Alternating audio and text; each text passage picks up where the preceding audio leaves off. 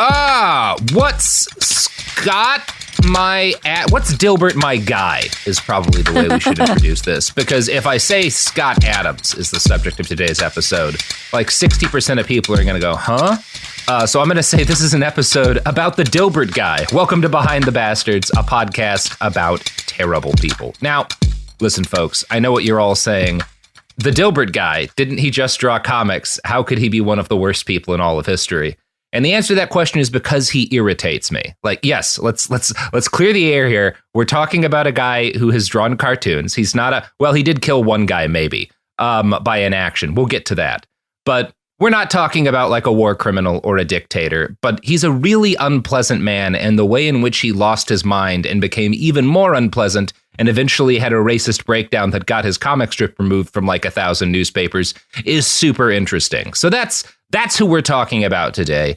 And in order to help me peruse the life of Scott Adams, flip through it like a collection of Dilbert comic books or comic strips, I have Randy Milholland. Randy is the author and illustrator of the Something Positive webcomic, which I've been reading off and on for like a decade, and he is now legally the legal recognized guardian of Popeye the Sailor. Randy, how are you doing today? I'm fine, thank you so much, and I feel like I should say, to keep from getting fired, that my opinions are my own and in no way reflect King Feature Syndicate or their parent company, Hearst, just to kind of save my ass. But yes, I do in fact own Popeye. I am destroying him, according to everyone who reads Breitbart. So yeah, you have been a professional cartoonist for longer than I've been doing just about anything. And you also have one of the things that because like obviously with webcomics, there's a lot of people who have been professionally cartooning, but who don't have kind of experience with the syndicates or with, kind of any of the old traditional structures of like newspaper cartoons. And you've kind of got your foot in both of those worlds, which I think will probably be helpful for context on this stuff. So I wanted to start by asking, what do you think about Scott Adams? Where have you been on Scott most of your life? Most of my life, I've managed to avoid him. In a friend of mine introduced me to his comic in '95 or so, one of his books. My friend Eileen, because we met through computer bulletin board systems because I am old, and she was like, "Well, you like tech shit, so you'll enjoy Dilbert." And I read a page of it and said, I do not, in fact, enjoy Dilbert, and I do not need to read it further. I remember it replaced Pogo in the Fort Worth Star-Telegram, which annoyed me a little bit. And then I remember the TV series, the opening song was Danny Elfman's theme from Forbidden Zone, a movie his brother made. I knew it was Danny Elfman. I didn't realize that it had been repurposed. It's a repurposed theme song from a movie that Richard Elfman made with the Knights of Oingo Boingo in 1980, I think. Oh man! It's got Danny Elfman, I'm not getting out of bed to make recycled. that song. Fuck you. Yeah, it's the musical equivalent of one of those like glass soda bottles that's got like a ring around it because it's been recycled so many times. Just shaking the theme song out like, no, this thing's this will be fine. This will work for Dilbert the show. Yeah. Honestly, it did. It was better. That song was probably the best part of that show. And then years later, I know he made some sock puppet accounts to defend himself, and then he hated black people. Yeah, so kind of the thing about Scott is that he was a successful cartoonist, and there was not much that you would note about him other than that if you weren't super paying attention. If you paid attention to Scott, because I, as a kid, read not just his comics, but a bunch of his nonfiction books. If you paid a lot of attention to him, there have always been some weird things that you would notice, but it was just kind of like, oh, that's an odd thing to believe. Oh, that's an odd thing to believe. And then about 5 years ago, he really pretty sharply started getting very racist and very bigoted and super right wing, and kind of at the same time convinced himself that like he had discovered the kind of almost supernatural secrets to persuasion. And it was his job to explain how Donald Trump was ushering in like a new era for humanity by his magical persuader skills. This is all like his kind of heel turn has been fascinating. And so I wanted to just kind of like dig into what happened with this guy, because very few people, Scott kind of had a lifelong license to print infinite money. And he decided to give that up in order to get really angry in his like video blog, and just like spout bullshit to a fairly small audience of like weirdo Trump supporters. And it's interesting to me how he gets to that point, because he's not always someone for whom there's warning signs. I think he's interesting, and we're going to talk about him because I'm interested in Scott Adams, the Dilbert guy.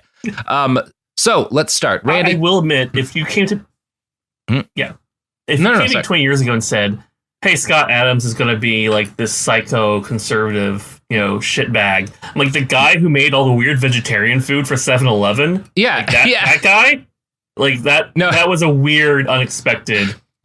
No, of course, if you were to say one of the newspaper cartoonists you read is going to turn out to be like a weird fascist, I would have been like, oh yeah, High and Lois, definitely the High and Lois guy, right? That's the. Let's not go for the Brown family. They've had a lot recently. Scott Adams was born on June 8th, 1957 in Windham, New York. His father was a postal worker and his mother was a stay-at-home mom.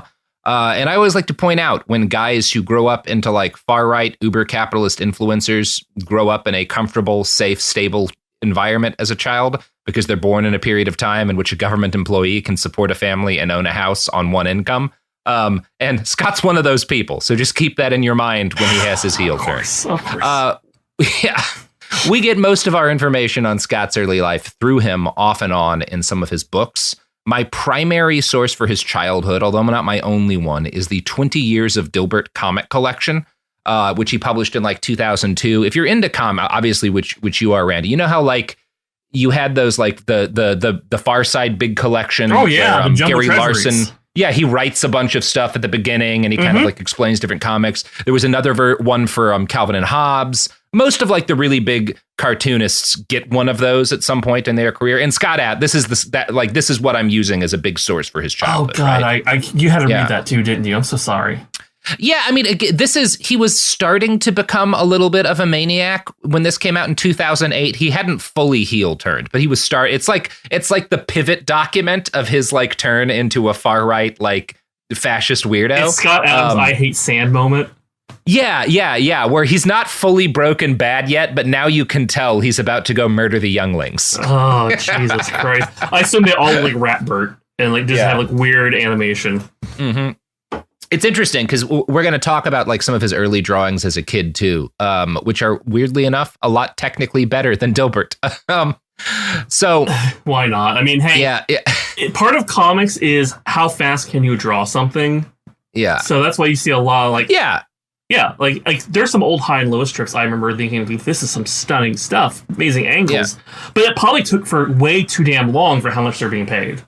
Well, yeah, and this is one of those things where like Scott himself pokes a lot of fun at the Dilbert art, but obviously like it works. Like it was a successful comic for years and years. But anyway, it's interesting. We'll get into that in a second. But yeah, this collection gets published in 2008.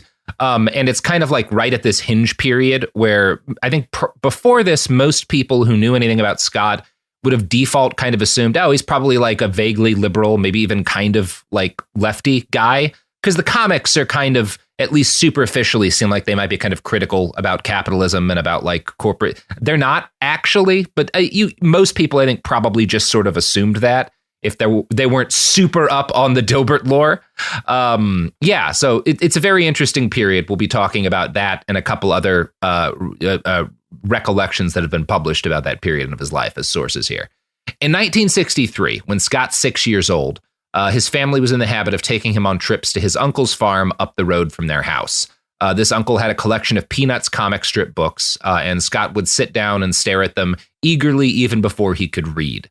In his book, he describes being fascinated by them because they had what he calls the X factor, but which I would say is just the result of kids being drawn to comics, and Peanuts being a particularly good comic at drawing kids in. But I had more or less the same experience as a kid, right? Like my uncle was the guy in my family who had a bunch of published comic book collections. And I certainly read a shitload of Peanuts. I read all of his Calvin and Hobbes books. I read Bloom County, Far Side, Foxtrot, even some like deeper cuts like Gahan Wilson's demented oeuvre. Nice. Oh yeah, I love Gahan. If you like Far Side, you should check out Gahan Wilson's stuff. So my early memory is getting my hands on Pogo books. Oh yeah. Kelly's art, which was just astounding because my family tends to be a little more on the left side. So like Pogo was definitely something my dad was a big fan of. Yeah, it's interesting. I read a little bit of Pogo as a kid because we were just talking about those like big collections of comics for like Bill Watterson and stuff. His big Calvin and Hobbes collection, he writes about being a Pogo fan. And so that was like one of the comics I looked into because I was like, oh, my favorite cartoonist likes Pogo. You need to he did a whole storyline making fun of the John Birch Society in the 50s when at their height. He was taking shots at them when he could have gotten in trouble for it. That's Walt awesome. Kelly fucking hated them. It was beautiful. But anyway, sorry, go ahead. Yeah, no, based Pogo. I love it.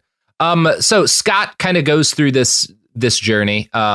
And it's one of those things where like he has this quote in the book where he says, my parents always told me I could grow up to be anything I wanted to be. I decided to grow up to be Charles Schultz. Parents surely the world had that shit. Yeah, don't tell him that. It never ends well. My parents told me I could grow up to work in an office. Yeah. And I rebelled against it and I draw comics. But it seems like everyone who like their parents told them that, I'm going to tell my daughter tonight, like, you're going to work in a factory. Mm-hmm. I did have, I mean, that's what more or less how my childhood was, because I also wanted to be a cartoonist, and I told my mom, and she said, do something that has a pension. But the joke was on her, because those don't exist anymore. Oh my God. It's, yeah. Like, my parents, same thing. It's like, I'm going to be a cartoonist. And my dad just said, you don't have to. Yeah. You can just do something else. It's this quote from Scott is really funny because it gives you an idea of how different things were back then. So he's like, this is him talking about like why he wanted to be a cartoonist. After all, how hard could it be? You draw pictures, you write some words. It seemed like easy work to me. And from what I heard, the pay was good. I will say in the 50s, if you had a good comic, it was great. Yeah, in the 50s. That has changed drastically. Yeah, you don't hear a lot of people being like, I want to get rich. I'm gonna get into comics.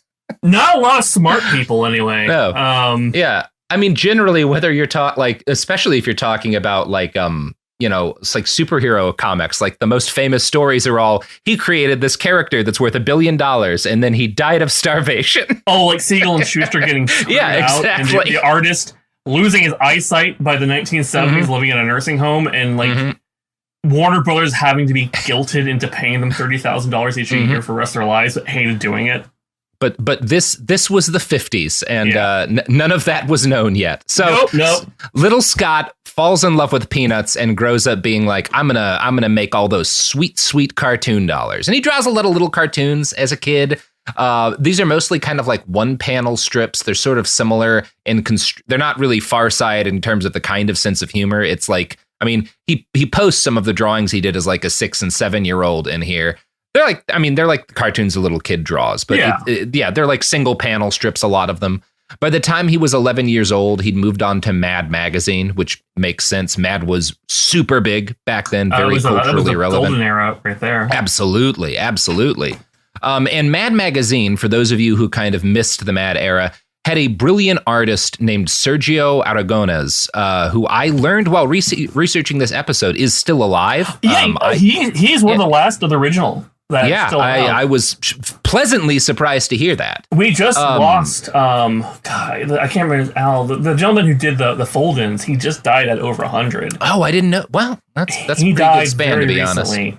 But Aragonés is still doing his comic book Gru. Yeah. He still does a lot of stuff. Yeah, he's an amazing guy, an incredible cartoonist. He was kind of known as being the fastest cartoonist on Earth for a while. And he did, if you were a Mad reader, he did the marginal cartoons. Like he did other stuff too, but like those little bitty like joke cartoons kind of stuck in between panels and on like the side margins of the papers in Mad magazine.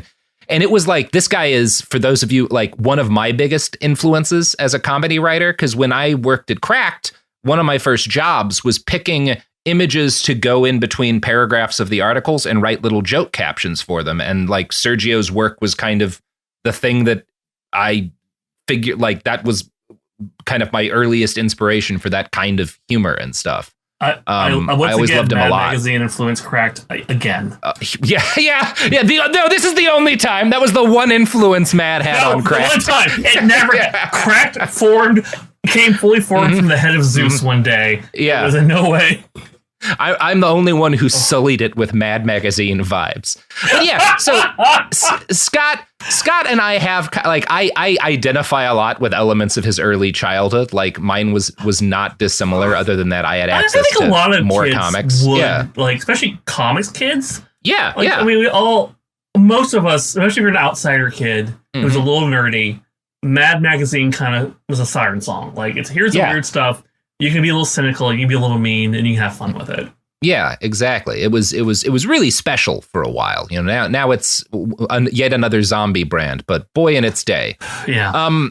So Scott, his parents do kind of realize he's got this love for cartooning, and he's drawing consistently for years. So they get him books on cartooning and how to draw. And he becomes pretty dedicated to learning some of the tougher technical things, like drawing proper hands and stuff. So this is a kid who's got the ability to kind of stick with, the stuff that he's fascinated in. He's more disciplined than I think most of us who wind up being comics nerds, but don't get into cartooning, which makes sense. Yeah. And he's pretty good as a kid. In 1967, he applies to a cereal box contest, which was a thing that used to happen for who could do the best drawing of Old Faithful. He doesn't win the contest, but he gets a camera as a runner-up prize. And this is, in some ways that will turn out to be kind of dark, a foundational moment for him. Not because not because it convinces him to be a cartoonist, which is fine, but so basically as he enters this contest, he's super excited that he's going to win, and his mom does the generally responsible thing, and she's like, "Look, honey, a lot of kids are going to enter. Most of them aren't going to get prizes. You're probably not going to win anything. Don't get your hopes up too much." But then Scott gets a prize, and so this kind of hits his brain like a sledgehammer. Quote, "I started to suspect that beating the long odds wasn't as hard as it seemed. This became a pattern that repeated itself throughout my life." God damn it. That doesn't sound sinister, but it's going to metastasize into something No, pretty it sounds fucking sinister to me. Oh, okay, good. Yeah, that is a weird way to think about it. That sounds like a super villain. I've read too many comic books to this is the long odds. Oh, god damn it, Neil O'Brien. It's on those. Yeah. It is I do think it's odd, his obsession on winning this, meaning that he's beaten the odds, as opposed to oh, maybe I'm better at cartooning than I thought. That's cool. I should work more on this. It's I managed to hack reality. That's really is kind of the road he's going to start traveling down. Yeah. So the next year, his town holds an Easter egg hunt, and the grand prize is a golden egg with $10 in it. Now, obviously, this is the 50s or 60s, so $10 is roughly equivalent to the GDP of Mississippi today. It was a big incentive, good prize. Yeah. Scott found the egg, and he got his picture in the paper, which he says is what gave him a taste for fame. It also furthered his. Everything. It's just he's that shitty kid who's I'm getting attention. Yeah. How can I get more attention? Every time I look at influencer culture and the dark side of TikTok, I get more convinced that no one should get their picture taken or video taken of them until they're 55. And that way, when kids are hey, do you want to become influencers? People will be like, no, those are all weird looking old people. Let's paint watercolors.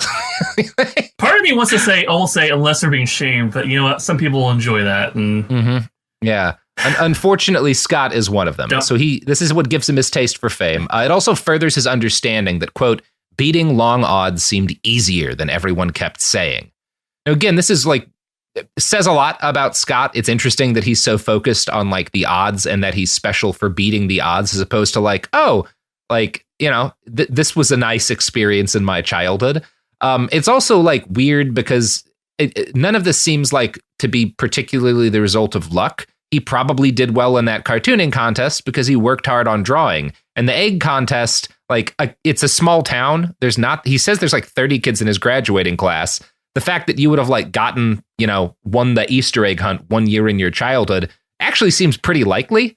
When you're talking about a town with maybe 30 kids in it, that's not weird to me. It's not like he's trying to solve some weird riddle. He didn't like stumble upon like an unsolved math equation in like the chalkboard of his high school and like fix it or anything like that. It's like, yeah, I mean, there's 30 kids in your town. You probably did 10 of these Easter egg hunts. Yeah, it's not weird that you won one of them. Anyway, Scott was now growing convinced that the universe had picked him for greatness. So the next thing he does as I think he's 10 or 11 at this point, he applies to a correspondence course called the Famous Artists Course for Talented Young People. This still exists today in some form. Is that the draw the turtle thing? It may have been. That was not like, I don't think that was it at the time when he was doing it. It was founded in part by Norman Rockwell. It's like a long distance course. And it's interesting. Yeah. Like the ads make it look, I think this is an errant belief, but looking at the ads from back then, you get the feeling that it's like a con because it's really focused on how cartooning can teach you how to make money at home. I don't think it was. Like, people still sell the books online. There's folks who will say they're pretty good like guides to like drawing and stuff. So I'm not gonna shit on this program. It's just weird. Anytime something tells me today that you can make money at home, I assume that it's some sort of a con. But I don't know that was the case. Shit on it because it gave Scott Adams hope. Yeah, it did give him hope. Although it's about to crush his hope. But good. Before it does that, someone needed to. He files an application packet, which shows he's got some talent. Sophie's going to show you the drawings. And he's trying. He's actually putting the effort in. I give him that. Yeah. Like there's an early, like there's a drawing of a jalopy in there that's like pretty good for like a little kid. Like the perspective is decent. Like cars are hard. When I was a little kid drawing cartoons, I was never any good at drawing cards. So like he's not bad for his age. Oh, that's really, Yeah, that's quite a good. Yeah, you're looking at the drawing of the man. Really good. Yeah, no, like, that solid. Is really well done. That's skill. Yeah. Like I would have not realized he had that ability. No, yeah, it's like not like Sophie. Scroll down, show him the jalopy because like the perspective on the car is also the jalopy is, and cars are not easy. So that's he's solid. These are good cartoons. I think that kind of surprised me because they're like technically a lot more nuanced. Like Dilbert is, again, as we said, effective in terms of its art style, obviously, but it's not complicated, right? Whereas like, you know, that shows that he's got some deep, or at least had at some point, like deeper technical ability. It's interesting. Well, I mean, there's an argument to be made about like you need to learn the basics before you create a style. Yeah. Like, early Schultz versus what Peanuts was. Different. Yeah, I mean, even just like a guy like everyone knows is a great cartoonist, Bill Watterson, you look at kind of a normal strip of Calvin and Hobbes, and then you look at the the ones like these big Sunday spreads he did, where he's got like Spaceman Spiff and shit, and it's a lot more kind of like almost psychedelic, fantastic in a lot of ways. They were also called back to the golden age of comics when, like, no, you're going to run this comic the way I present it. You're not going to butcher up the panels and put it different directions. Watterson also started off as a political cartoonist, so his training is a lot different, and he's like, very thick, heavy line work. Yeah, and you see Berkeley Breathitt is kind of in a similar vein where like he would do, especially when he did like Outland and stuff, these like so much more lavish strips that today you could thankfully, one of the things that I love about online cartooning is you do get, there's a lot more of that stuff available if you know where to look for it, because you can publish anything online if you have like the right kind of, platform to put it up on, as opposed to, when you read that book Watterson did, like the collection of his where he writes a lot about his background, a lot of it is him kind of mourning how much comics pages are shrinking, how much less space there is, how much less like option for putting in color there is, and how sad that makes him as a lover of the art form. And I do think like that's one of the things internet comics have kind of reversed the slight on to an extent, which is makes me happy. It is heartbreaking, but it's also like you're on deadlines too. Like I did a storyline in Popeye where I got behind because like I'm going to do really hyper detailed art, and like that's great, but you're getting behind, and we have a deadline that this needs to get in. Yeah, it is one of those sorry. No, it's just like, you're being paid for this. You don't have to go beyond it, buddy. Yeah, and I mean, obviously, like when you're doing anything 5 times a week, like a comic or, I don't know, a news podcast, it will grind you down if you let it. Those production schedules quite brutal, but we're getting ahead of ourselves. So Scott does pretty well on this application to a cartooning school, but the school rejects him for being too young, which temporarily causes him to give up on his dreams of being a cartoonist and pick a more attainable life goal. God, he's like in his early teens, maybe at this point. I think maybe like 11 or 12. What did he do? Yeah, I don't know. He I think he was just like the way he describes it. He had kind of, because of these other incidents of like unlikely in his eyes success. I found an egg. Give me exactly. I found an egg. Surely I'll get into this cartooning school. Look, honey, I found an egg with $10 in it. I think I'm ready to replace Al Cap. Yeah, he always has these like weird leaps in his head of like, well, because this happened, this seems possible. But anyway, he gets bummed out, so he decides I'm not going to be a cartoonist, and he goes to the work of kind of like picking another career for himself. Quote, I looked around my town and learned that exactly 2 people had high incomes. One was the only doctor in town, and the other was the only lawyer. I didn't like touching other people's guts and tendons and whatnot, so I set my sights on a career in law. He is always kind of focused in this point at a job that's going to make him a lot of money. I do think it's kind of worth noting. And this is a thing that like he's open about in his early Dilbert career, that like, yeah, this was always about making money for me, before he kind of gets weirder into evangelizing some of his spiritual ideas. Nothing wrong with that either. I mean, that's nothing wrong. Jim No, Davis that's life. Always honest, like this was a career path. He went. Yeah. The difference is Jim Davis is not trying to incite riots, nonsense like that. Jim Davis has never tried to convince anybody of his like philosophical conclusions from a career of drawing Garfield. He seems to have mostly been happy to get filled with suction cups. Jim Davis is one of it, like, seems to have a pretty realistic understanding that like, wow, I made hundreds of millions of dollars drawing a cat. Just gonna kind of let that one ride. not gonna poke Lady Fate too much over this. So, in his nearly unreadable book, Win Bigly, Scott claims that during this first period of interest in drawing, he was a regular churchgoer.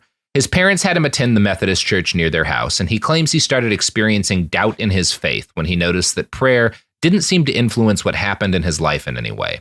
The tipping point, as he describes it, is when he heard the story of Jonah and the whale. The nut of that story, if you weren't raised Christian, involves a guy getting stuck in a whale's belly for 3 days before he gets spat out, and he's not dead because God stuff.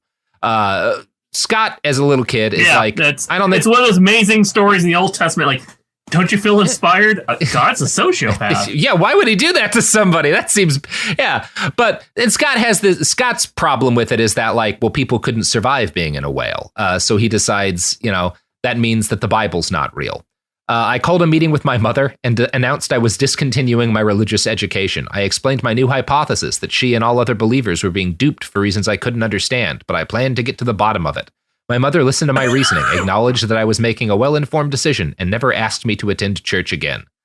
And that's, fine enough on his mom's behalf, but it's weird to me, the lesson. He always takes such odd lessons from things, because what he writes about this is, according to my new worldview, I was the only person, as far as I knew, who could see religion for the scam that it was.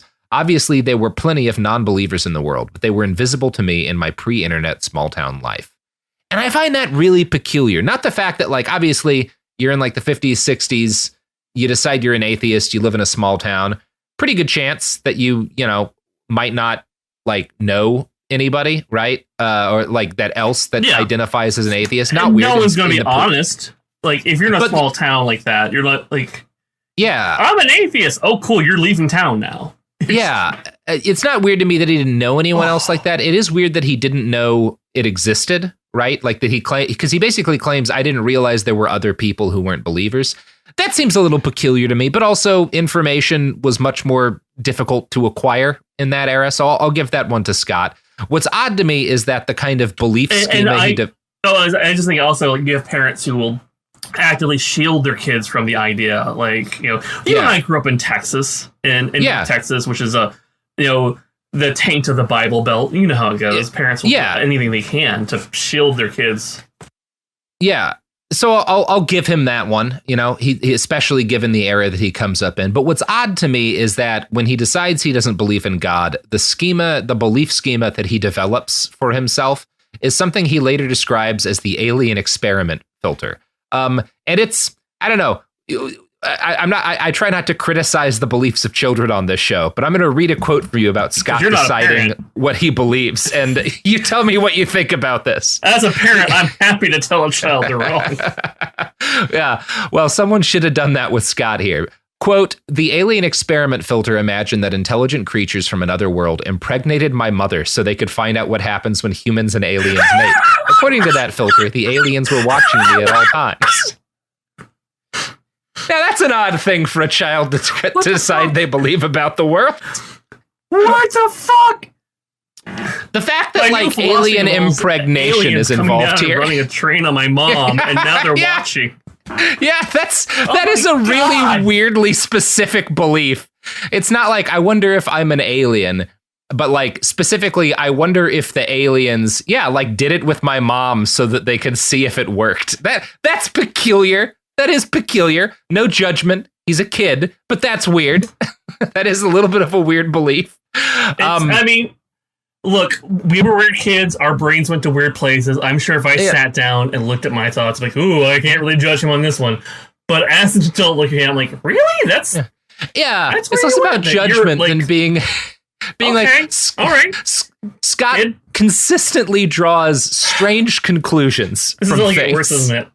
Yeah. So, who doesn't develop strangely elaborate childhood fantasies of their mother being impregnated by aliens? Would it be the sordid gold sellers that might be providing products and services to this fine podcast? The gold sellers definitely do. But I don't know, probably doesn't, right? Is that right, Sophie? Can we say that? Or is going to get angry if we say that they don't have alien impregnation fantasies? I don't know. I bleeped what you just said. Boom. Fair enough. Impreg fan art. It needs to be a thing. Yeah. Make it happen. Use ChatGPT or whatever. One of the GPTs. Give us some AI drawings of impregnation Dilbert fetish art. Dilbert just birthing a box. And don't send it to me. Send it to Scott Adams. He'll love that. He's got time now. He's got time now. He's not cartooning anymore. He is cartooning still. Anyway, here's ads.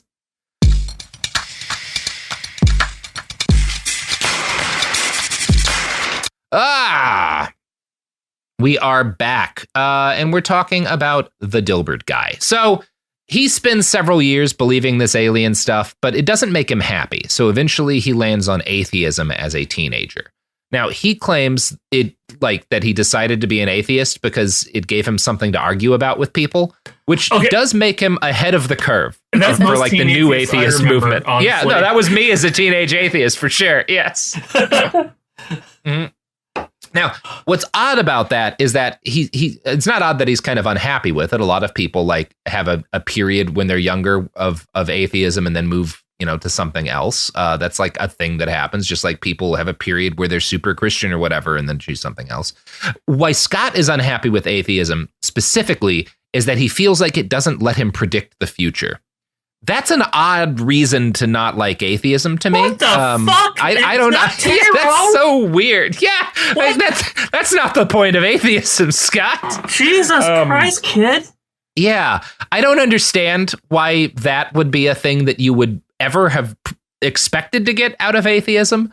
I also don't think that's generally a thing. It's one of the things that's compelling this to me is that it kind of hints at something that Scott never writes about, but which I've come to suspect, which is that as a kid, just the culture the community was into was more sort of into apocalyptic evangelical Christian culture than maybe he lets on.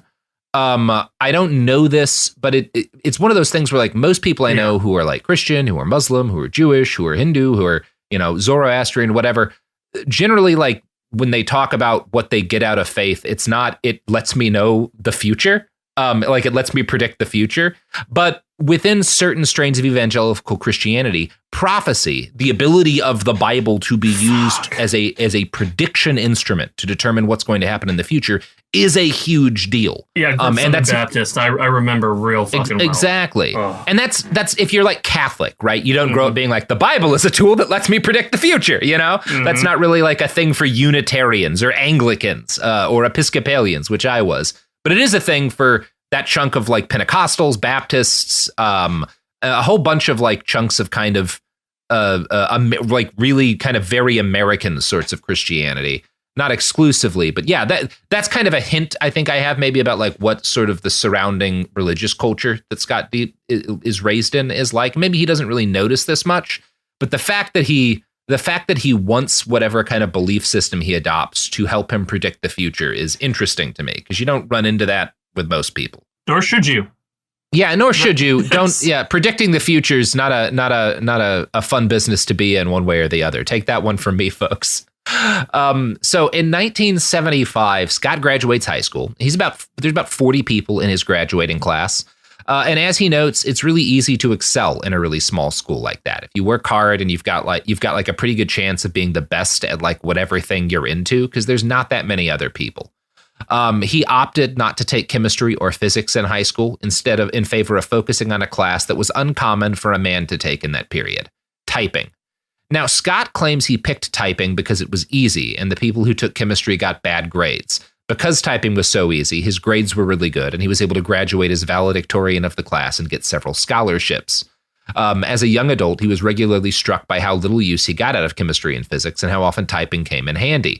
He's not wrong on that one. He's not wrong. The lesson he takes out of this is like a weird one about how they're basically a brain hacking thing where it's like, no, if you like stack, these different talents and stuff together, you can get we'll get to that a little bit later. He doesn't just take like, again, he's always kind of like makes these odd conclusions.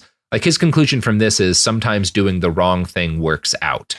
He sounds like he should be one of like Andrew Tate's flunkies more and more. Yeah, he's got this obsession with like, because something worked out for me, I have been bestowed secret knowledge, as opposed to it like, I don't know, being like when I was a kid, I had this experience of like, I played a lot of online video games and my mom and dad were worried about it because they were like, that's not going to help you, get a career or succeed. You should be focusing on school. And as it turned out, playing online video games like taught me how to touch type, taught me how to like organize groups of people online, all of these skills that were most useful in my career.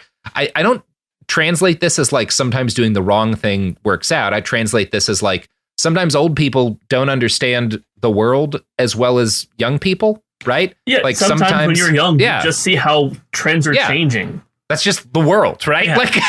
Like I inherently think TikTok is silly, but like obviously it's a huge deal for a lot of people. And like the fact that like, I don't know, some kid gets really good at making TikTok videos and makes a millionaire isn't an example of them doing the wrong thing. It's an example of the world having changed and me being an old man now. Yeah.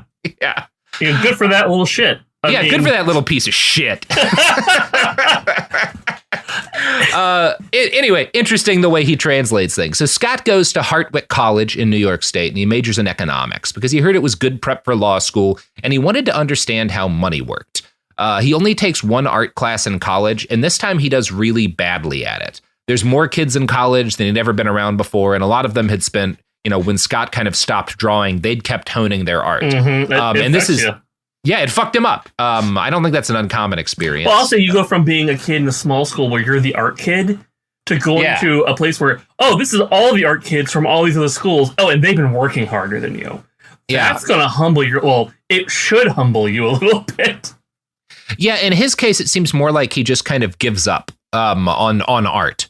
But he does start to smoke a shitload of weed in his college days. He was influenced during this period of time when he's getting high a lot by the realization that people seemed a lot nicer when he was high. This caused him to realize that people could experience different realities based on their perception. Now, that's one of the most basic philosophy things in the world, right? The fact that perception alters. Exactly. Like everyone has this realization one way or the other. So I don't think Scott is like taking a lot of classes on philosophy. I also don't think he listens a lot when other people are talking. His youth seems to have been a process of a precocious kid avoiding any reading that might have challenged him and opened his eyes to thinkers who had and experimented and developed these kind of ideas more than maybe he did. He seems to be convinced that like all of these very normal revelations are him like inventing the wheel for himself, basically, as opposed to like, I don't know, man, that's like what happens to everybody when they get high. Like fucking billions of people have had that experience, Scott. It's not really weird. He obviously feels he's the main character, and therefore every experience he is the main character. Every experience he has is him having it first. It's never, oh shit, do other people feel like this? Like, no, it's me. I will educate you on me. Yeah, it's interesting. He has these perfectly normal experiences, and then that a lot of people have. And like when I started taking psychedelics and realized how fragile the bonds of what we consider reality are and how much it can be influenced and changed in very fundamental ways by things that simply alter perception. It was very humbling, and it caught a lot of things that I had held on to from my belief systems as a young person who grew up, very right-wing and conservative, like melted at that point, because I realized that all of this certainty I had been raised with did not adequately describe the world anymore. And that, I think, ever since has made me less certain about the things I believe, because I know how easy it is to influence my own mind. See, I did it with anxiety. Anxiety did it for me. I never had to do any drugs. Yeah. I just had absolute fear nonstop all the fucking time. Very mind-altering drug anxiety. Yes. Scott, I think, concludes basically like, I have had a realization that other people don't have, and so now I like understand the world at a fundamentally different level, which is odd. I wonder how much he spent time like talking to people while he was high, because again, this is pretty basic stuff people chat about when they're stoned at 19. But I think he talked at them. He didn't talk to them. He talked at them. Yeah. If they said something, he wasn't paying attention because he wasn't talking. Yeah, you get that feeling a little bit. So, age 21, Scott moves to San Francisco after what he describes as a near-death experience. Again, he's living up in the frigid north. He's driving home one night. It's snowing, and it's in the middle of February, so it's probably below freezing outside. And his car dies on the highway. He hasn't brought a coat with him, because he didn't think he was going to be outside much, and because young people are dumb. And so he winds up being like, I'm going to freeze to death in this car unless I can find someone to rescue me. So he gets out of the car and he just like sprints down the highway, like trying to find somebody. And eventually gets picked up and he doesn't die, obviously. But this whole thing terrifies him, this like brush with death. And he promised himself while he was like sprinting down the freezing highway that if he survived, he'd sell his car and buy a ticket to California, which he does. That's a weird fucking leap. That isn't odd. I mean, yeah, I do know. I will say a lot of people who wind up in California are there because they grew up in like Minnesota and were like, never again will I go through a winter like that. I lived in Boston for 9 years, and the idea of having returned to winter does make my butthole pucker. Yeah, I feel the same way about the fucking Texas summer, but that's come for all of us now. Yes, so you thought you escaped us, Robert? No, yeah, Robert. We smelled where you went. We followed the trail. Texas comes for us all. So he moves to San Francisco. He's got a brother there, so he crashes with his brother. Mm-hmm. Eventually, he gets a job as a bank teller, which is, it doesn't go great for him. He gets robbed at gunpoint twice, so he decides, I'm going to apply for a management training position. I can't fault that. Sounds reasonable. Yeah. Normal reactions here. He rises pretty steadily at the bank, and he flits around a bunch of different jobs. He does some time programming computers. He manages like a contract negotiation team. And by his own kind of recollection, he's bad at all of these jobs that like they move him to. Because I think this is pretty reasonable. He's like, yeah, they never kept me because I was good enough at my job. They kept moving me to other jobs, but they never gave me enough time there to get good at them. I don't think that's an uncommon experience people have in the corporate world. Definitely not. And he kind of learns as a defensive mechanism during this period to deflect from his ignorance by developing a sense of humor that he was able to use to kind of like please audiences of business executives and make them maybe less likely to judge him when he's bad at the stuff that he's doing. This is going to be an invaluable skill for writing Dilbert.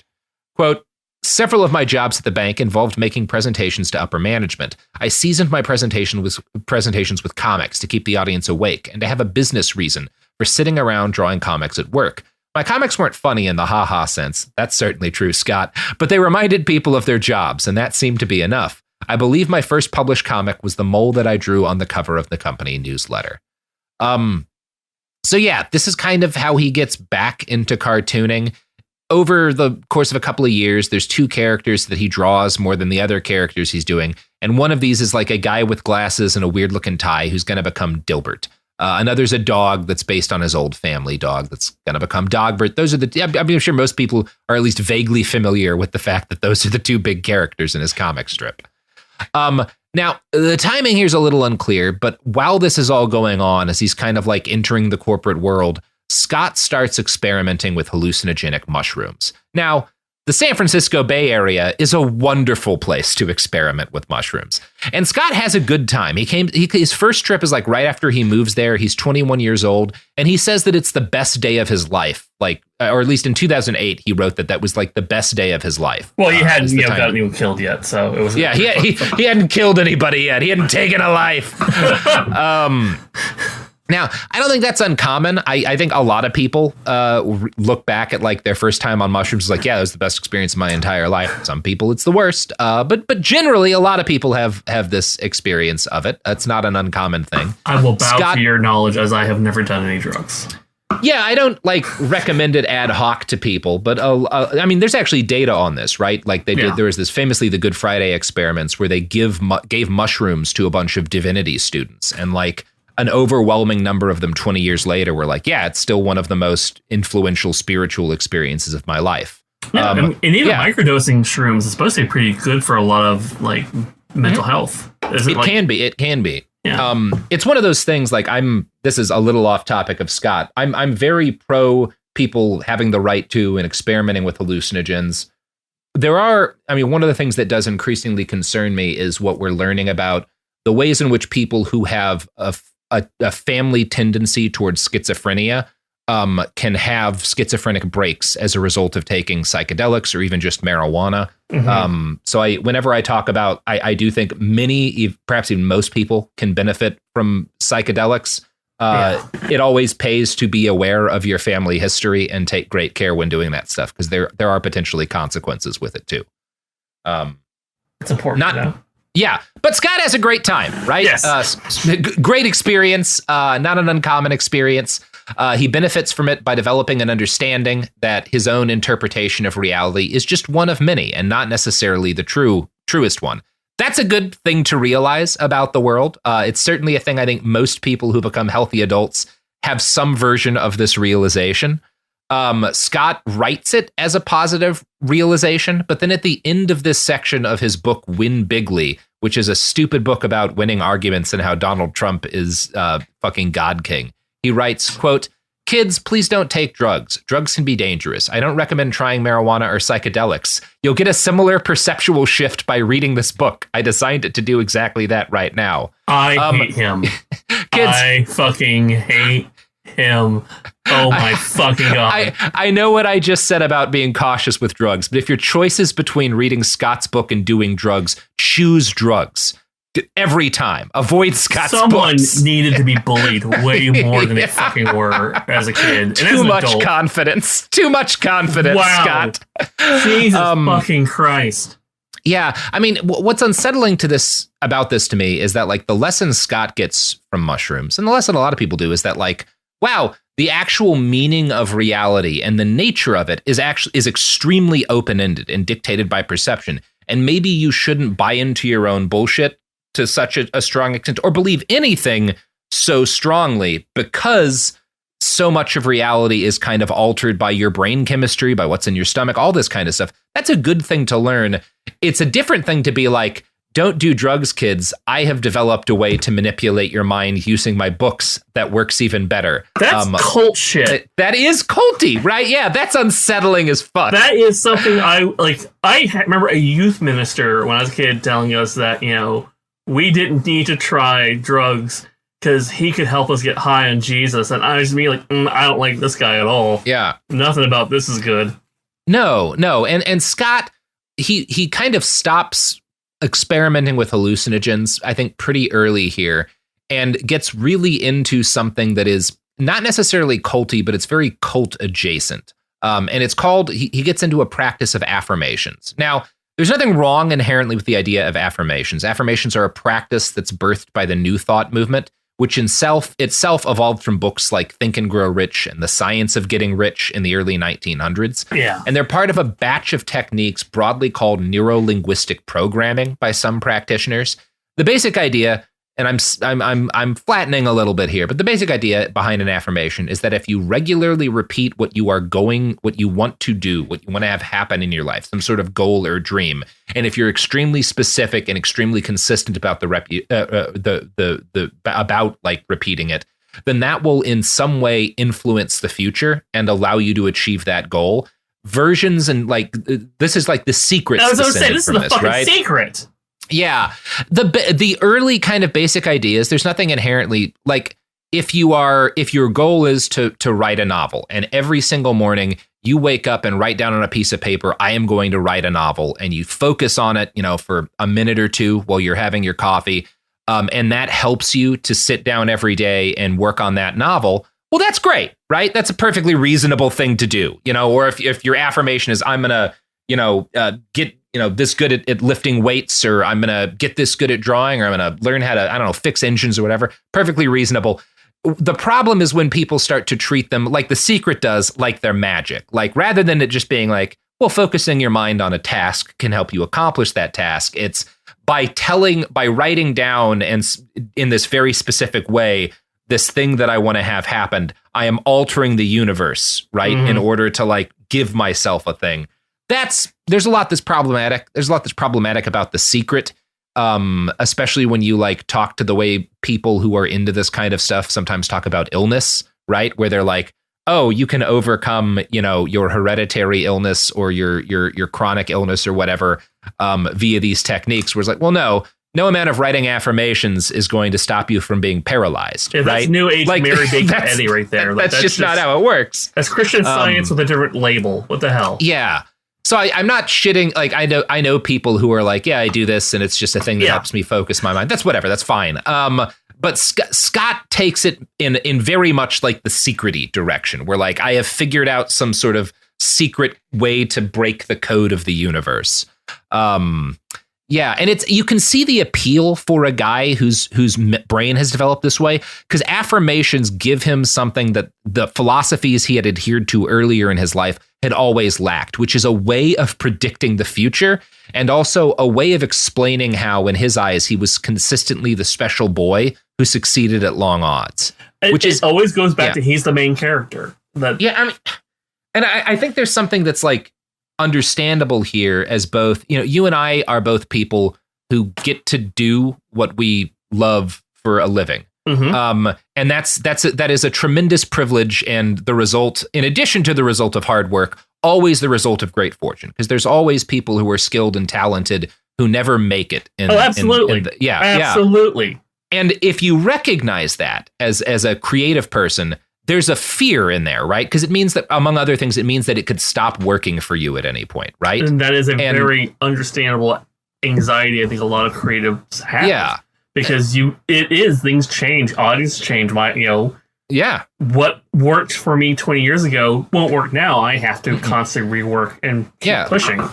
And I think most reasonable people in our position, like, there's a variety of things to look at it, including, well, I support a basic income and stuff like that, universal healthcare and shit, so that these fears are at least, less involved with like, maybe I will wind up like dying on the street if my ability to write shit goes away. Scott, I think, pivots to like, I need to find an explanation for how I've succeeded because I've hacked reality, because then it's something that I can keep doing and it won't ever fall apart on me, right? Yeah. Like that's, I think, why he winds up kind of falling for this stuff. But again, I've gotten ahead of myself. But who's ahead of everything and everyone? I would assume. Well, I can't make the joke. You're not allowed to do the child hunting island jokes anymore, are you? No, not after the FBI busted them. No, we'll get in trouble again. Okay, sorry. I assume it is the fine conveyors of products and services what sponsor this program. Yep. That's whomst we have on now. So here we go.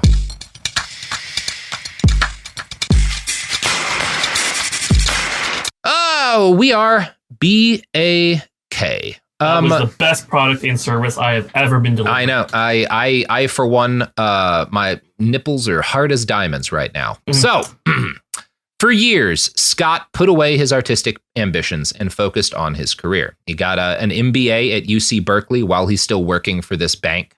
Even though it's through his bank actually pays for him to start the program. Oh, back when employers would actually do that for you. Yeah, stuff like that happened. He claims he did really well, and he also claims that I thought that starting this program would give me more opportunities for getting promoted, but alas, this was not to be. And here's what he writes in 2008. The media had recently discovered that my employer had virtually no diversity in management. When an assistant vice president position opened up and I was an obvious candidate for the spot, my boss called me into her office. I was the most qualified candidate for the position, she explained, but because of pressure to be more diverse, there was no hope for another generic white male to get promoted anytime soon. Oh my fucking God. Yeah. So this is where we, obviously, at this point in Scott's actual life, he's not saying shit like this, right? But this is from 2008 when he makes this claim. But this is where we start to see the kind of resentments that are going to build in him exploding into a racist tirade come from. And it's interesting. This is the first time Scott would claim to have been harmed by a diversity program, but he's going to claim this happens a bunch more times in his life. In fact, from here on, every setback in his career, including the failure of the Dilbert TV show, is eventually blamed on nefarious individuals wanting to hire non-white people instead of him. And so it's worth... I can't find my car keys! Diversity! Yeah, it was the DEI program that took him. It's worth digging because he keeps doing this. It's worth digging into how credible the claim is that Scott didn't get a promotion because he was a generic white man. So the bank he's employed by at this point, it was called Crocker National Bank, and it was a pretty big institution back in its heyday. In fact, it was one of the big four banks behind the construction of the first transcontinental railroad in North America. But during the time Scott worked there, it had been outgrown by a number of more prominent banks. For a time, it managed to do okay because it was famous for its really good customer service. But this starts to fall apart in the early 1980s, along with a lot of stuff, right? We talk about this in our Jack Welch episodes, but the 80s is, in addition to being the Reagan era, a real transitory period for a lot of aspects of the U.S. economy. A lot of companies that had been huge in the early 1900s fall apart then. Yeah, that's I'm old enough to remember just how stressful that was to all adults around me. Yeah. And in 1981, 2 years before Scott starts his MBA, Crocker had been purchased by the British Midland Bank. This was not a great sign, and its health as an institution declined throughout the mid-1980s. Scott claims that he was denied of a promotion because of diversity in 1986. That year is also the year that Crocker Bank collapsed. And it's interesting. He acknowledges in his book that a few months after he quits because he doesn't get a promotion and moves to another company. A few months later, every person in his old group at the bank had been downsized. And the way he frames this right after saying that he'd been denied a promotion for diversity reasons, it kind of makes it look that the firing of his coworkers was related, that they did some purge for diversity purposes. The reality is that Crocker Bank fell apart. It collapses the year that he leaves. He does not lose out on a promotion because of black people. He loses out on a promotion because the business falls apart. But isn't that how it usually goes? How can I retroactively make this the fault of the other? And that is exactly the way that this is that it actually happens, right? The reality at the time is that the bank just falls apart. He doesn't get a promotion because his job. It would mean nothing. You wouldn't have a job in a month anyway, buddy. Yeah, and then later he kind of retroactively decides to blame it on diversity. He moves to Pacific Bell, where he finishes his MBA, and again he hopes that because he's got this MBA, he's going to get promoted rapidly at Pacific Bell. And it's interesting because when he talks about this, he frames it in a self-deprecating way, saying he did his best to act like he deserved a better job, and that this act was convincing enough that he gets put on a short list for promotion. But then this happens. One day, my boss called me into his office and informed me that while I was indeed management material, the company had been getting a lot of bad press lately about their lack of diversity in management. It's the exact fucking same story. Yeah, it's the exact same story, and it's not fucking true. Like, this happened in that book he writes in 2008. These two stories are like a paragraph away from each other. Like, there's no subtlety that Scott is capable of here. Even if his bosses told him that, like, he should be smart to say, "Oh, you're just making him a fucking excuse." And you're trying to blame someone else. It's like the whole back in the 80s. Hey, Mexico and Japan are taking your jobs. No, they're not taking our jobs. They're taking jobs are offered to them. It's just corporations are sending your jobs away. Yeah, blame the right your fucking employer person. Took your job. Yeah, but it's interesting. So Scott has this habit of like being fake self-deprecating but not really meaning it. Mm-hmm. And it kind of undercuts his point here because he's like, oh, I hoped I thought I'd tricked him into thinking I was the best person for this promotion, because they didn't know I was really just an idiot. But then also I didn't get the job because of diversity. It's like, well, maybe you just weren't qualified for the job, Scott. Maybe you ever think of that? Like, At any rate, his response to not getting this promotion that he apparently felt he deserved was to decide to stop putting in work at his job beyond the bare minimum. Now, this, he says, wound up being key to his future success because now that he's got all this free time, he starts drawing comics again, and he decides to start publishing them. He has no idea how to do this, so he starts writing affirmations again. Now, I don't think the affirmations do much here, but what does do something is that Scott also takes a practical step towards making his cartoon dreams a reality. He's watching TV one day, and he comes across a show on a local channel by a cartoonist named Jack Cassidy that's like about how to draw cartoons and like how the industry works. Scott sees this kind of by chance. He finds Jack's mailing address and he writes him a letter being like, hey, I want to be a cartoonist. How do I start? And he encloses some of his comics.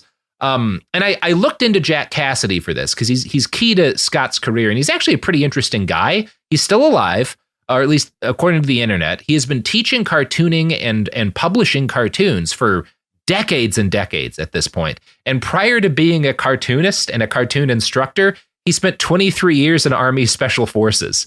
Which is, I think, not the most common cartoonist background. That is not. That is, shit. I mean, there's a lot of cartoonists who have been in the military, and there's a lot of military cartoonists. That's a big thing, but... Yeah.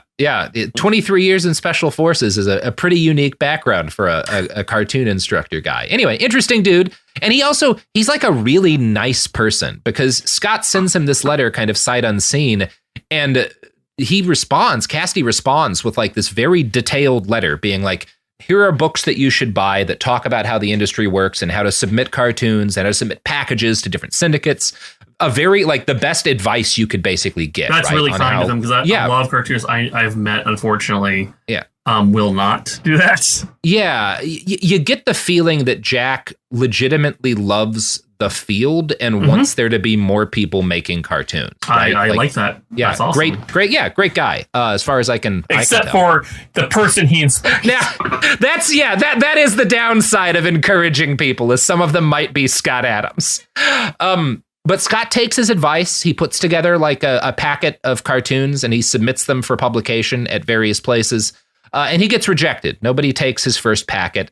And again, this convinces him to give up and stop drawing for a while. That's just so very normal story. I mean, I think a lot of people understand that like syndicates, even now as newspapers are receding, get thousands upon thousands upon thousands of submissions, and they can't take more than a handful. No, and what's interesting to me here is that Jack Cassidy understands this, and so a year after Scott mails him and he sends back this response, out of the blue, without being prompted, Jack sends Scott another letter. And he's like, hey, Scott, I was just thinking about you the other day. I wanted to tell you again, I thought you were talented and I thought your packet was really good. And I hope that you're still trying to get published. What a sweet guy. Yeah, such a nice thing, decent thing to do. I hope he is having the best life right now. I mean, he seems to still be active and stuff. He's written a bunch of like books on cartooning. That's awesome. A really nice thing to do, and it encourages Scott to give it another shot. Oh, I hit him again. Never mind. Yeah. I mean, look, we can't. This is again the downside of encouraging people. It's like if you're a really good math teacher, you're going to encourage a lot of kids who might otherwise have not liked math to maybe understand the world on a deeper level, and that's lovely. You might also be responsible for the next atom bomb. Like. You can't know. You can't know when you encourage people to do stuff. I know art school didn't work out for you, buddy, but have you thought about public speaking? Yeah, exactly. Oh, no! Tragic. So Scott takes his advice. He submits a bunch of stuff. Quote, during this period, I was drawing pre-Dilbert and pre-Dogbert comics on the whiteboard in my cubicle, complete with witty captions about workplace happenings. Cartoons naturally draw attention, and soon my coworkers were asking the names of my two regular characters. I didn't have names for them, so I held a Name the Nerd contest on my whiteboard. My coworkers would trickle in during the day and write their ideas for names. The suggestions were traditional nerd-sounding names. None of them stood out until one day my ex-boss, Mike Goodwin, walked in, picked up a dry erase marker, and wrote, Dilbert. This was one of those moments where you feel as if you can see the future. I ended the contest immediately. It felt as though I was learning the character's name, not naming him. The name Dilbert fit him so perfectly. I literally got a chill. How boring was that fucking office that they're like, let's go over to Scott's cubicle. And it does seem like a waking nightmare to have that job. Even like the boss is like, shit, I hate being here too. Dilbert. Now, in a Q&A on Reddit some years later, Scott would elaborate that the boss who suggested Dilbert as a name had learned the name from a World War II era comic published by the Navy. Dilbert was like the example bad pilot where they would be like, don't do what Dilbert does. Look, he's done this bad thing and it caused this problem. And it's actually, this is still a thing. There exists to this day a Navy pilot training device called the Dilbert Dunker, which is used. Yeah, it's this weird contraption that they used to train jet pilots and helicopter pilots in escaping a submerged craft. So was it the boss basically saying, don't be this shitty employee? Yeah, don't be fucking work. Yeah, it's kind of don't. I think it's more of a safety thing for the Navy where it's like, don't do this stuff that will get you killed because look at, and Dilbert's the example. I'm sure his boss just had the name in his head from his time in, the Navy or something like that. But whatever, the important thing about this is that the Navy had an opportunity to sue Scott Adams and save us all from Dilbert forever, and they failed at their duty to protect this country. Which is why again, we need to defund them. No, not. Yeah, I don't feel like getting Navy people bad. No, it's fine. It's just the Navy. Navy professionally, they're all sweethearts, and they've been through they get treated bad enough by the Navy. They don't need me shitting on too. No, I'm going after him for this. This is the worst Navy failure since Pearl Harbor. Oh my fucking god. Okay. I'm just gonna back away from you. Let you take all of that flack. I'm a bad vest. I'm sorry. No. It's fine. Bring it on, Navy. I'm on land. You can't do shit. These like guys in their white suits just like dragging a rowboat down the highway. Yeah. sitting in their aircraft carrier off the coast of Oregon just screaming. You're not allowed on the dirt, motherfucker. Anyway, whatever. Scott Adams, back to him. Yeah. So Scott's initial comics, they're fine. I don't know. They're not great or anything. Early Dilbert is not based around office humor, like the character's an engineer. But that's kind of like what it is. What's interesting to me is that like his early art is definitely like a downgrade from the stuff he was drawing as a kid, because it's also a lot rougher than it's gonna be. Really though, it's fine except for his lettering's dog shit, which is kind of one of the feedbacks he gets from the syndicate. Sophie will show you one of his early comics here. What's interesting to me is that like in this packet, because he provides in that book some of his first packet, there's some like a couple of political strips.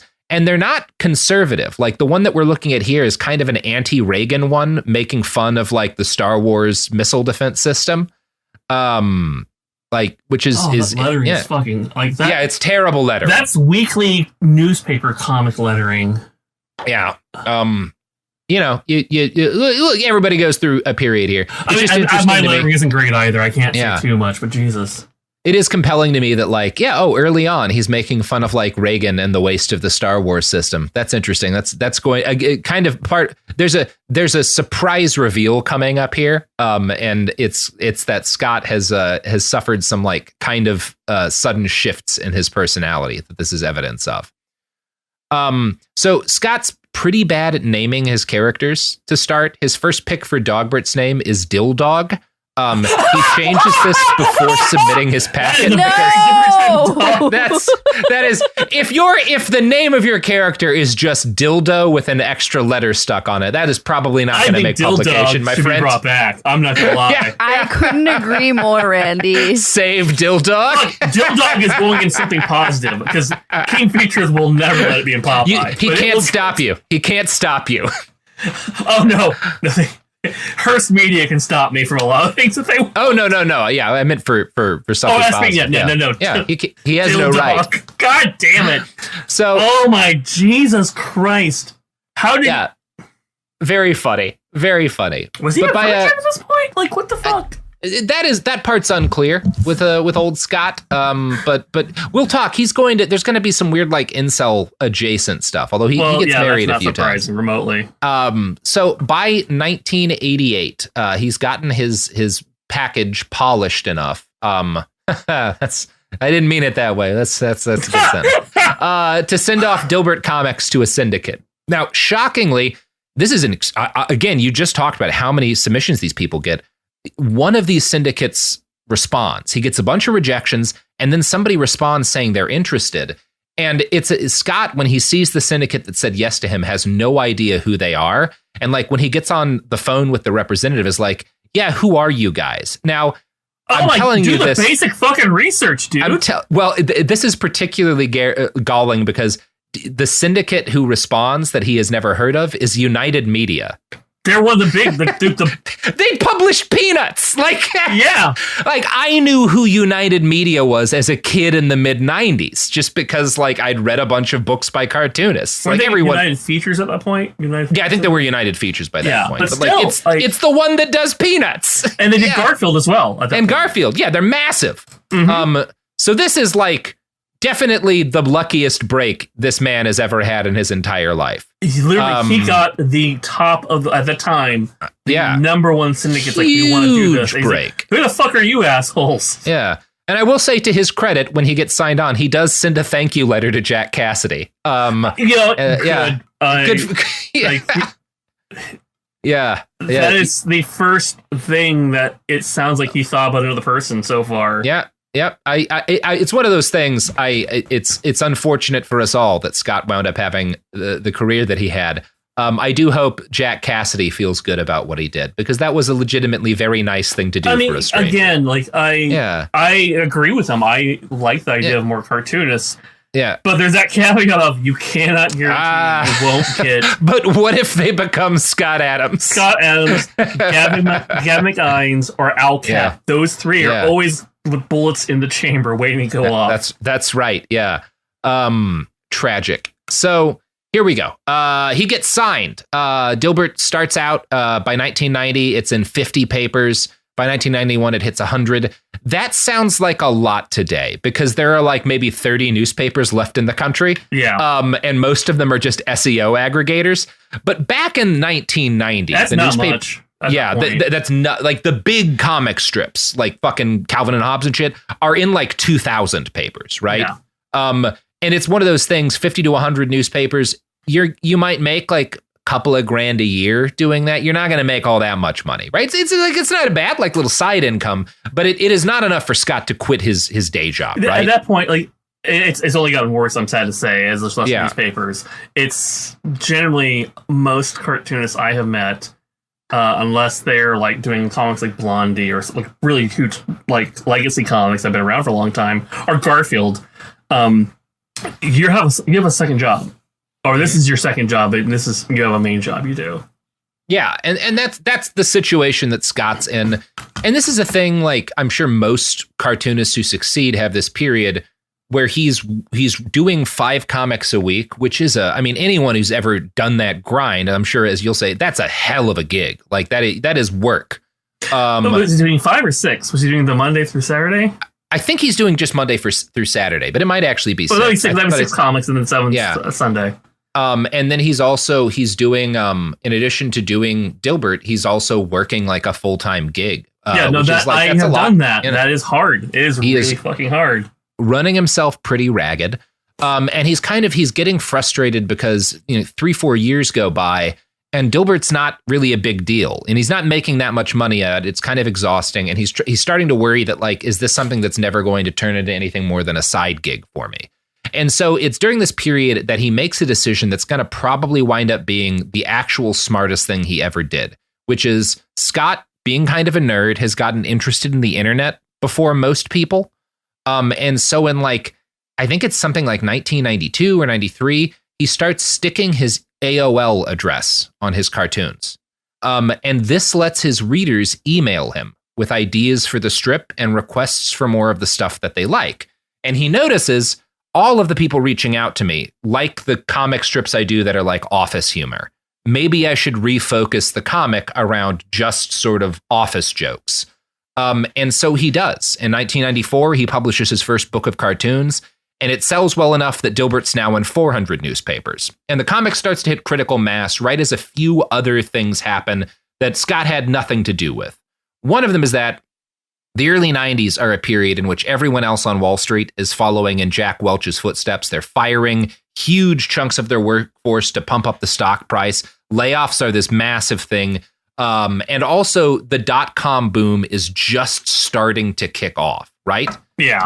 And this leads to, in addition to making a lot of money for some people, it leads to a bunch of the dumbest ideas for companies that have ever existed, right? A lot of real stupid businesses start in the mid-90s. There were definitely a lot of, I was becoming an adult at this point in time and getting on the web. And it's like, why the fuck do you need that? Who is the market? And so because while all of this is happening, he's getting feedback from workers who like his comics and are dealing with these irritations in their jobs. And they're like, hey, you should do a comic about, the layoffs that just hit this company. You should do a comic about this really dumb, tech idea, right? And so he starts doing all this stuff, and it causes him to kind of go a very early equivalent of viral with a lot of workers, right? Mm-hmm. Yeah. There was nothing like that at that point. I mean, no, exactly. You had, just was in Blondie, Dagwood has an office, but we don't really even know what kind of office Dagwood works in. We just I assume some sort of sandwich related job. But, so early Dilbert cartoons mock incompetent managers and all that kind of stuff. Scott notes, quote, Dilbert became shorthand for bad management, oppressed cubicle workers, and high-tech life. Readers imbued Dilbert with their own meaning, beyond anything I had intended for it. And this is kind of why a lot of people early on think that Dilbert is kind of anti-capitalist or at least anti-corporate. Is, as Scott notes, it's them reading into the comic something he had never meant, because he just is sort of tapping into the frustrations people have, but he's not motivated to do that. His readers tell him he should do that, and he's smart enough to be like, oh, maybe I should like feed this sort of hunger within my audience. But it's not actually based on something that he super strongly believes. Because again, Dilbert initially had not been about that at all. That is kind of a crucial thing to recognize. And I think it's part of why some people wind up being kind of confused by why Scott goes the way that he does. In 1995, Scott gets his biggest break because the saddest day of my entire childhood happens, and Bill Watterson announces that Calvin and Hobbes is coming to an end. Yeah. Man, that is the most I remember crying as a little kid. I think, was it 95 the year also that Gary Larson said for the second time he was doing The Far Side and walked away? Like, yeah, I think it's right. The day the comics died. A rough time for comics lovers in the 90s. It was not a fun time. No. I think that was also the year, this is probably more for me than anyone else, like Floyd Norman stopped doing the Mickey Mouse comic. Yeah, that was not a fun year. No, it's one of those things, that's a lot to take at once as a kid who likes comics. The older I've gotten, the more grateful I am that Watterson did what he did, because it was kind of a lesson, especially as things have gone the way they've gone with a lot of the entertainment industry and the creative industry. I think the most valuable lesson a man in his unparalleled position could have given kids, which is like, sometimes it's okay to say enough. Yeah. That is, I think, a very important lesson. And let's be real. Yeah. He and Syndicate were at each other's throat at that point in time. And if he had kept doing the comic, he was taking more and more breaks. They were doing more and more reruns at that point in time, too. It would just only have gotten worse. Yeah. Yeah. So but at the time, this works out incredibly well for Scott because without, we just talked about how many cancellations there were. Dilbert suddenly, like a lot of newspapers are like, well, we've got all these holes suddenly in our lineup. Oh, and this Dilbert comic just published a book and its circulation doubled. Maybe we'll pick it up too, right? So suddenly hundreds and hundreds and hundreds of papers start bringing in Dilbert because they don't have anything else. Now, Scott claims in his 2008 book that this led to a surge of purchases for the strip, which allowed him to quit his day job. Quote, people often ask if I quit or was fired. It was a little of both. In the final few years of my day job, Dilbert had turned me into a minor celebrity among technology workers. My coworkers found my fame useful in attracting customers to the lab to see Pacific Bell's latest offerings. By then, Dilbert was consuming too much of my time for me to be effective at my day job. It was clear I would soon need to quit or be fired. That's when my coworker, Anita Freeman, who was the prototype for the Alice character, suggested a deal. With our boss's consent, she and my other coworkers in the lab offered to pick up my slack anytime I needed to leave work for Dilbert reasons. In return, I agreed to schmooze customers who were Dilbert fans. As part of that understanding, I told my boss anytime the arrangement didn't work for him and he needed the budget for a better purpose, I would be happy to leave. And eventually he took me up on the offer. Now, if that's true, that's again an example of how lucky Scott has been with the people in his life. Yeah, no shit. Contributed massively to his success. Who would have been like, hey, dude, I knew this other job is more important to you. Yeah. I have work too, but I'll do your work. What the fuck? Wow, that's either the kindest coworker or a big crock of shit. Yeah, it's one of the two, and it's again, it's so interesting to me that he becomes so obsessed with like the secret universe hacks that allowed him to succeed, when it's like, no, you succeeded because a lot of really nice people gave you, which is, by the way, why anyone succeeds in a creative profession. Most of us have had at least one person say, you know what, I think we should take a chance on you. Let me share your link. Let me do this. Let me do this. Absolutely. Huge part of success in a career. I mean, honestly, like just for me, I would never have had a writing career if it hadn't have been for like this adult who was a friend of mine in World of Warcraft who like I sent a piece of fiction I'd written, and she was like, because every other adult in my life was like, yeah, don't rely on writing as a career. And she was like, oh, you should do this for a living. And, sometimes that's all it fucking takes, but it's always the result, not just of hard work, but of like getting fucking lucky. Scott clearly got lucky. Although I do suspect this specific story is a lie, and kind of a baffling one, because the evidence suggests Scott was in fact laid off for cost-cutting reasons, per an interview he gave to the Sacramento Bee in 1995. I don't get why he would kind of make up this more elaborate story, like they were mass layoffs at Pac Bell and he got, canned by them. And the story of getting canned in layoffs as the Dilbert guy is actually kind of more compelling to me than like this weird arrangement, but I don't know, maybe parts of it are true. But it's the unclear layoff to doesn't me. make him the special boy.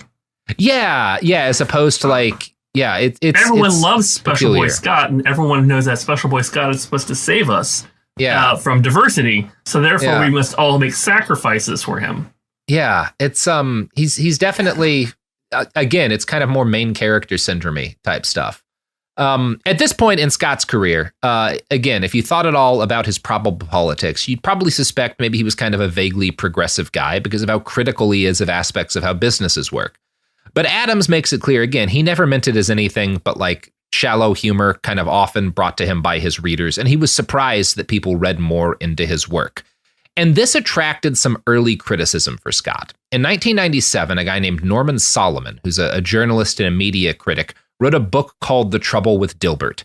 Solomon's kind of an interesting dude. He got surveilled by the FBI when he was 14 for protesting to desegregate an apartment complex in Maryland, which is pretty cool.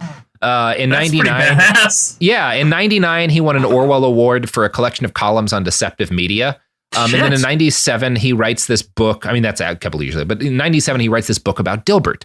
And by this point, by 97, Dilbert is like one of the biggest comic strips on the planet. Scott Adams is a very new millionaire at this point. And because the strips are so popular, not only is he in a bunch of newspapers, but businesses, all these corporations that he had been like mocking and making fun of, have adopted Dilbert. Like people are paying to use Dilbert as an advertisement for their company, right? Which is kind of weird if you think about sort of some of the messages that were in the early Dilbert comics. And Solomon's book criticizes Adams for using Dilbert to improve the bottom line of the corporations he purported to mock, writing, quote, Dilbert masquerades as the ultimate response to our predicament in a corporatized workplace and world, but it's a counterfeit kind of rebellion. It marks the supposed outer boundary of opposition to corporate machinery. But in fact, what Dilbert teaches through example is that the best we can hope for is a cynical aside and an acid quip. I mean, he's not wrong. I don't think he's wrong. I will say, I think Solomon's probably a pretty cool dude based on his background. This is a silly choice, I think. Writing an entire book of why Dilbert's not really like a leftist masterpiece. That's a little silly, Norman. I'm sure a lot of people thought Adams was progressive, but I don't think anyone thought he was going to be the left messiah. Yeah, nobody thought Dilbert was there to bring down capitalism. It's a little I hate the horrible. Is it the new Che Guevara? We're pretty fucking aware, dude. Yeah, man, I didn't really expect that from Hagar. It's funny. But anyway, I think most people, especially most people who are now multimillionaires because of their doodles, would be like, oh, a guy had a criticism. Whatever. I'm still like rich and successful. This is has no impact on me. Scott, and this kind of is the first show of the kind of dude he is, cannot get over this. Oh, no. He responds in an interview with the LA Times.